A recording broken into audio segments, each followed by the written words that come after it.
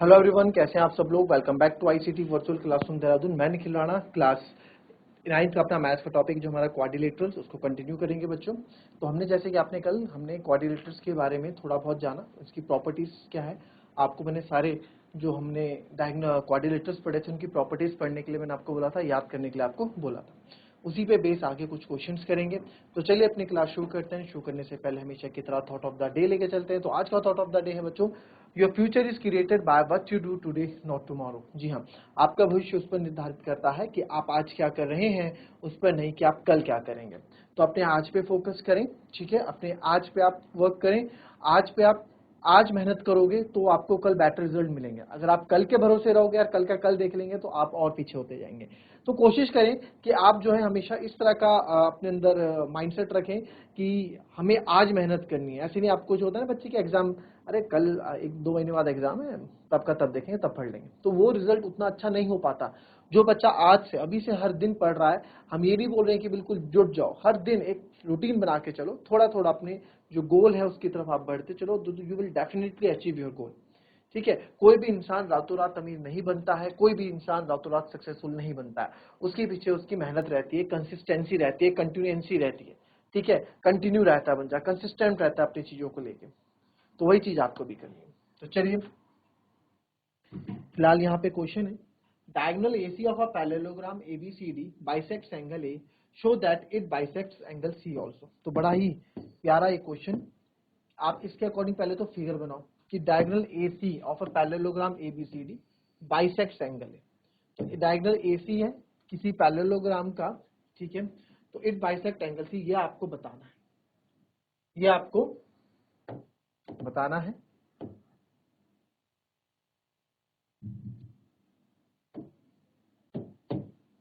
तो चलिए मेरे को फटाफट इसको करके बताएं।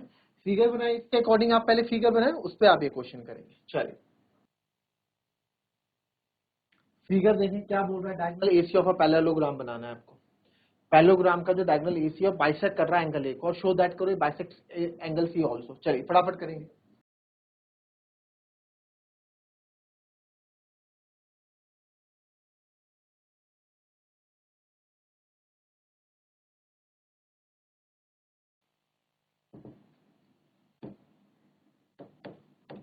चलिए, diagonal AC of parallelogram ABCD, ठीक है। तो ये पैरेललोग्राम बना देते हैं। आंसर आया आप लोगों का। ये पैरेललोग्राम बना देते हैं, डायगोनल लगा देते हैं एसी, ए बी सी और डी। तो ये बोल रहा है diagonal ABCD bisects angle A. Diagonal ABCD bisects angle, diagonal AC of a parallelogram ABCD bisects angle A. Angle A को बाइसेक्ट कर रहा है, यानी कि ये एंगल इसके इक्वल है। इसको angle 1 is equal to angle 2 नाम दे देते हैं। तो सबसे पहले गिवन लिख लो फटाफट, हमारे पास क्या है। तो गिवन हमारे पास कि एबीसीडी एक पैरेललोग्राम है।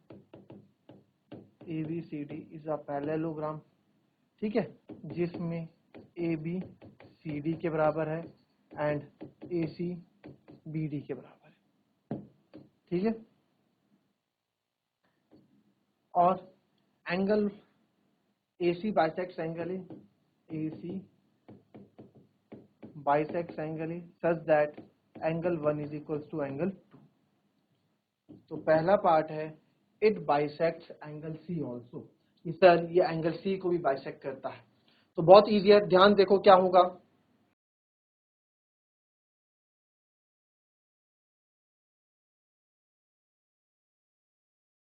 अब यहां देखिए आप कि because ABCD is a parallelogram, ABCD is a parallelogram, ठीक है, लिखने की जरूरत नहीं, चलो छोड़ो। मैं इतना लिखता हूं कि ए बी ए सी और ए बी और सी डी आपस में पैरेलल है। ए बी और सी डी आपस में पैरेलल है, ठीक है। तो मैं बोल सकता हूं कि angle 1 is equal to angle 3 and angle 2 is equal to angle 4। Alternate interior angle बना रहा है। दो लाइंस जब पैरेलल होती हैं, ये ट्रांसवर्सल काट रही है, दोनों पैरेलल लाइंस को आप ऐसे समझ लो, ये है ना, इस तरह से जा रही है। तो ये हो गया है। तो यहाँ पे मैं बोल सकता हूँ angle 1 is equals to angle 3 और angle 2 is equals to angle 4, reason being alternate interior angle. This is equation 1, this is equation 2. पहली इक्वेशन, दूसरी इक्वेशन, ठीक है, ठीक है सर। अब इसमें देखो, इसमें एक चीज आप ये देखें, तो सर इससे तो आपने एंगल सी, हमें प्रूव क्या करना है कि it bisect angle C also. ये जो डायगोनल एसी है, ये डायगोनल एसी है, ये ना एंगल सी को भी बाइसेक्ट कर रहा है, यानी कि मुझे प्रूव करना है एंगल सी और एंगल 4 आपस में क्या है, इक्वल है, मुझे प्रूव करना है, ठीक है। एंगल सी एंगल 4 नहीं लिखना तो आप नाम लिख लो ए सी बी और ए सी डी। तो मैं ताकि नाम ना लिखना पड़े इतना लंबा, तो मैं उसको शॉर्ट में उनको मैंने नंबरिंग दे दी, एंगल 3 और एंगल 4। अब यहाँ पे आप देखें, ये पहली इक्वेशन, ये दूसरी इक्वेशन। अब क्या हमें जो गिवन दे रखा है इसको आप देखो, angle 1 is equal to angle 2 भी है, गिवन है, ये दे रखा गिवन, मैं नहीं बोल रहा हूँ, गिवन है। तो आप यहाँ देखो angle 1 equals to angle 2, angle 3 equals to angle, अब यहाँ देखिए कि सर एंगल 1 जो है मेरा एंगल 2 के बराबर है, और एंगल 2 जो है मेरा, और एंगल 1 मेरा एंगल 3 के बराबर भी है, एंगल 1 मेरा एंगल 3 के बराबर। आप बोलोगे सर एंगल 2 मेरा एंगल 4 के बराबर भी, अभी हमने निकाला, तो आप बोलेंगे from first, second and third, इन तीनों इक्वेशन से, from first second third equation से हम बोल सकते हैं ये चारों इक्वल है, तो देयरफॉर मैं बोल सकता हूँ एंगल 3 और एंगल 4 भी इक्वल है। तो देयरफॉर हम बोल सकते हैं कि AC bisects angle C also, ठीक है, AC bisects angle C also. समझ में आया आपको ये चीज की नहीं आई, ठीक है, इजी। अब देखें यहां पे दूसरा बोला कि इस ABCD को रोम्बस प्रूफ करो। रोम्बस और पैरेललोग्राम में क्या अंतर है? सब पैरेललोग्राम की तो अपोजिट साइड्स इक्वल होती हैं और रोम्बस की ऑल साइड्स इक्वल होती हैं। तो कहने का मतलब है अगर सर आपने ये और ये साइड इक्वल प्रूफ कर दी, अगल बगल की साइड इक्वल प्रूफ कर दी, कोई दो एडजेसेंट साइड इक्वल प्रूफ कर दी, तो मैं बोल सकता हूं कि यस ABCD क्या है, रोम्बस। कोई भी दो साइड, अभी तो मैं आपको पूरा करके बताऊंगा, बट आप कोई भी दो साइड्स को प्रूफ कर दो तो पूरा ही रोम्बस और पूरा ही आपका क्वाड्रिलेटरल आपस में इक्वल हो जाएगा। तो कैसे करेंगे? इन दो एडजेसेंट साइड्स को इक्वल करना है, तो कैसे करोगे? आपको ये सोचेगा सर ये ट्रायंगल ले लो, कॉन्ग्रुएंट से कर दो, ऐसे तो हो नहीं सकता, ऐसे कर लो ये एक ट्रायंगल, इसको कॉन्ग्रुएंट प्रूफ कर दो और इनको कॉन्ग्रुएंट प्रूफ कर दो और आपका यहाँ आ जाएगा। तो कैसे करोगे? सबसे पहले आप बोलेंगे एंगल 2 एंगल 3 के बराबर है, बोलेंगे, ठीक है, इसको नाम दे दो यहाँ पे O। अगर आप यहाँ कोई नाम देते हैं O, तो AOB और BOC, तो मैं बोल सकता हूं कि OB इक्वल्स टू OB भी है सर, है ना, OB इक्वल्स टू OB भी है। और आप क्योंकि ये दो ट्रायंगल्स आप कर रहे हैं तो यहाँ पे आप नहीं बोल सकते, और एक तो आपने ये ले लिया है ना, हमने क्या करा, हमने एक तो ये OB कॉमन आ जाएगा और ये एंगल आ जाएगा, तो एंगल साइड भी नहीं बन रहा, एंगल साइड बनेगा क्या, एंगल साइड बनेगा, एंगल साइड भी नहीं बनेगा। तो कॉन्ग्रुएंसी से तो ये होने से रहा। अब कॉन्ग्रुएंसी से नहीं हो रहा तो इसका मतलब ये नहीं है कि आपने हाथ खड़े कर देने हैं। कॉन्ग्रुएंसी से, अगर कॉन्ग्रुएंसी से नहीं हुआ तो दैट डजंट मीन कि आप हाथ खड़ा कर दें, समझ रहे हो? आपको हाथ खड़े नहीं करने हैं, आपको ये नहीं बोलना है कि सर ये अब तो कॉन्ग्रुएंसी से अब कैसे होगा क्वेश्चन। आपने बहुत चीजें पढ़ी है, आपके पास बहुत चीजें, आपने बहुत चीजें पढ़ी हुई हैं, उन सब का आप यूज करोगे, उन सब का हम क्या करेंगे, यूज करेंगे। तो कैसे यूज करेंगे आओ देखेंगे, कैसे यूज करेंगे। तो आप यहां पे देखिए सेकंड पार्ट के लिए, एंगल 2 इन ट्राइंगल, अब देखो जो हमने पढ़ा है in triangle ABC, angle 2 is equal to angle 3, angle 2 angle 3 के बराबर है ना, क्योंकि चारों एंगल्स इक्वल थे हमने प्रूव किए। तो दो एंगल्स इक्वल है तो इनके अपोजिट साइड्स भी इक्वल होंगी, तो एंगल 2 के अपोजिट साइड्स है BC और एंगल 3 के अपोजिट साइड्स है AB, तो AB इक्वल टू BC भी हो गया। रीजन आप देंगे आइसोसेलेस ट्रायंगल, या फिर angle opposite to equal isosceles triangle, इतना लिख दो। या फिर आप ये लिख दो side opposite to equal angles are equal, जो साइड अपोजिट होती है इक्वल एंगल्स के वो इक्वल रहती हैं, ठीक है। सेकंड पार्ट में इसे बना दो आप इक्वेशन नंबर 4, क्योंकि सेम क्वेश्चन का चल रहा है ना, इक्वेशन नंबर 4, ठीक है। BC equals to AB। अब आप देखो AB जो है, जो AB है वो CD के बराबर है, गिवन है हमें। AB CD के बराबर है, एंड आप यहां लिख दो AD BC के बराबर है। ये क्या है, गिवन है। इसको मान लो इक्वेशन नंबर 5, इसको मान लो इक्वेशन नंबर 6। तो फ्रॉम 4, 5, 6 में आप देखो, फ्रॉम 4, 5 एंड 6 से आप देखो AB जो है सर आपका BC के बराबर है, और BC आपका सर AD के बराबर है, और AD BC हमारा AD के बराबर है ना, और AD हमारा BC के बराबर है। BC 2 बार आ गया है क्या, चारों साइड इक्वल होनी चाहिए। AB CD के बराबर है, AD BC के बराबर है, तो हम बोल सकते हैं कि AB हमारा CD के बराबर है।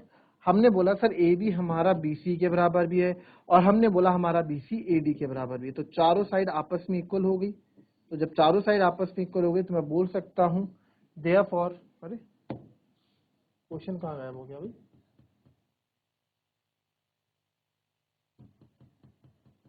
सर एक क्वेश्चन आपने लिखा हुआ है, तो देयरफॉर हम बोल सकते हैं ABCD इज अ रोम्बस, ठीक है। ABCD is a rhombus, clear. इस तरीके से आपको ये क्वेश्चन हो, कॉपी कर लेंगे।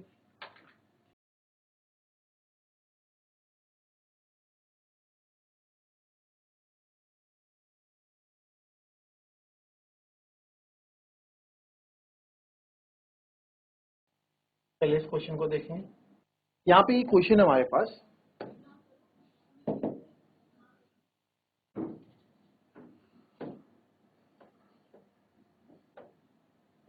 क्वेश्चन देखेंगे। ABCD is a rectangle, sir ABCD एक रेक्टेंगल है in which diagonal bisects angle ए, जो डायगोनल बाइसेक्ट है वो एंगल ए को बाइसेक्ट करती है एज वेल एंगल सी को। तो शो करो, show that ABCD is a square, जो ABCD बन रहा है स्क्वायर है, और diagonal BD bisect angle B as well as angle D। बड़ा ही अच्छा है क्वेश्चन। तो इसमें फिगर बनाते हैं पहले। ABCD is a rectangle, ABCD आपका एक रेक्टेंगल है, ठीक है। ये हमारा एक रेक्टेंगल।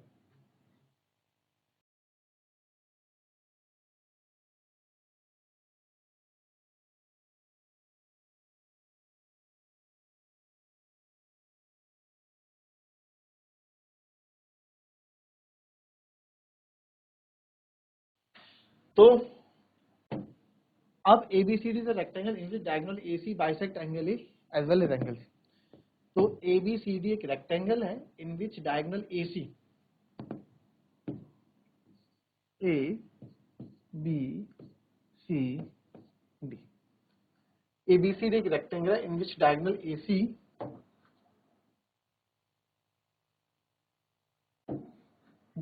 AC बाइसेक्ट्स, जो ये डायगोनल AC है ना, ये इस बार एंगल A को भी बाइसेक्ट कर रहा है as well as angle C को भी बाइसेक्ट कर रहा है। Show that ABCD is a square. तो ये तो बहुत इजी हो जाएगा, पहले वाले की तरह ही हो गया। ABCD इज अ स्क्वायर, यार देखो ना ABCD को स्क्वायर करना है तो पहले वाले की तरह हो गया। रेक्टेंगल में अपोजिट साइड्स इक्वल होती हैं। अब इसमें क्या एंगल 1 एंगल 2 के बराबर है, एंगल 3 एंगल 4 के बराबर है, बट एंगल 2 एंगल 4 के बराबर नहीं है अभी। तो यहाँ क्या करना पड़ेगा आपको, आपको यहाँ पे क्या करना पड़ेगा, यहाँ पे सर हमको जो है वही करना पड़ेगा, इन दो को साइड को इक्वल प्रूव करना पड़ेगा। अगर ABCD इक्वल हो जाती हैं तो भाई ABCD में दोनों साइड इक्वल हो जाती हैं तो हम इसको बोल सकते हैं स्क्वायर है। कैसे बोल देंगे स्क्वायर है, सर अभी आपने इससे पहले वाले क्वेश्चन में आपने सेम चीज की, बट आपने उसको रोम्बस ठहरा दिया। आपने सारी साइड इक्वल की और रोम्बस ठहरा दिया। भाई रोम्बस में क्या होता है, अपोजिट एंगल्स इक्वल होते हैं, और पैरेललोग्राम में भी क्या होते हैं, अपोजिट एंगल्स इक्वल होते हैं। तो जिस रोम्बस, अब ये रोम्बस और पैरेललोग्राम में अंतर क्या था, रोम्बस और पैरेललोग्राम में अंतर ये है कि रोम्बस की ऑल साइड्स इक्वल होती हैं और पैरेललोग्राम की अपोजिट साइड्स इक्वल होती हैं।